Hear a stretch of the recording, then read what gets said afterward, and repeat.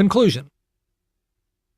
This survey of some of the ethical dilemmas associated with coming advances in genomics and related fields is by no means exhaustive. New dilemmas seem to be born every day, and some of the ones described in this appendix may fade away. For those issues that represent real ethical challenges, and not artificial and unrealistic scenarios, how are we as a society to arrive at conclusions? First of all, it would be a mistake to simply leave those decisions to the scientists. Scientists have a critical role to play in such debates, since they possess special expertise that may enable a clear distinction of what is possible and what is not. But scientists can't be the only ones at the table. Scientists, by their nature, are hungry to explore the unknown.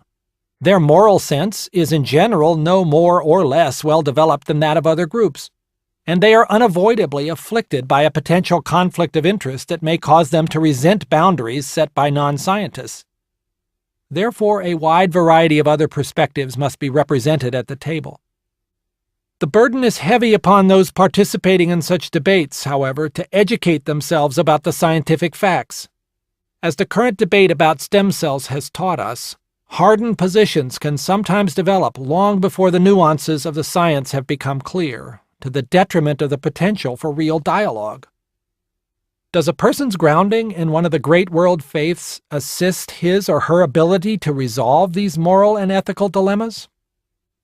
Professional bioethicists would generally say no, since, as we have already noted, the principles of ethics, such as autonomy, beneficence, non-maleficence, and justice, are held true by believers and non-believers alike.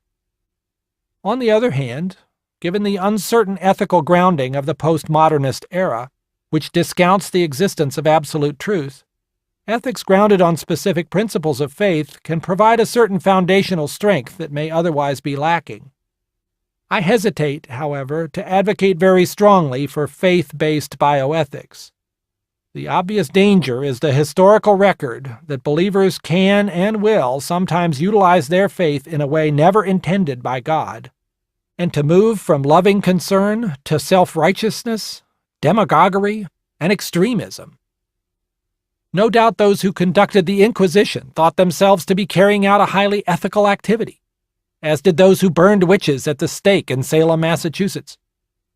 In our time, Islamic suicide bombers and assassins of abortion clinic doctors no doubt are also convinced of their moral righteousness.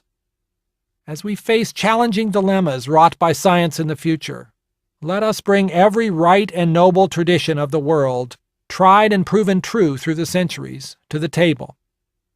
But let us not imagine that every individual interpretation of those great truths will be honorable.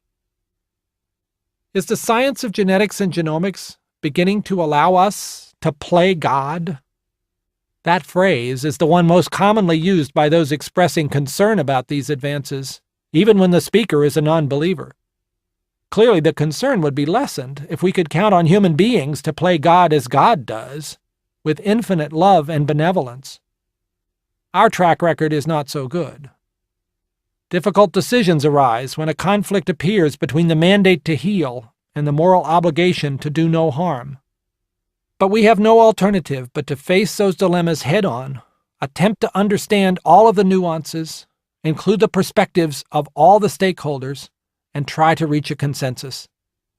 The need to succeed at these endeavors is just one more compelling reason why the current battles between the scientific and spiritual worldviews need to be resolved. We desperately need both voices to be at the table, and not to be shouting at each other.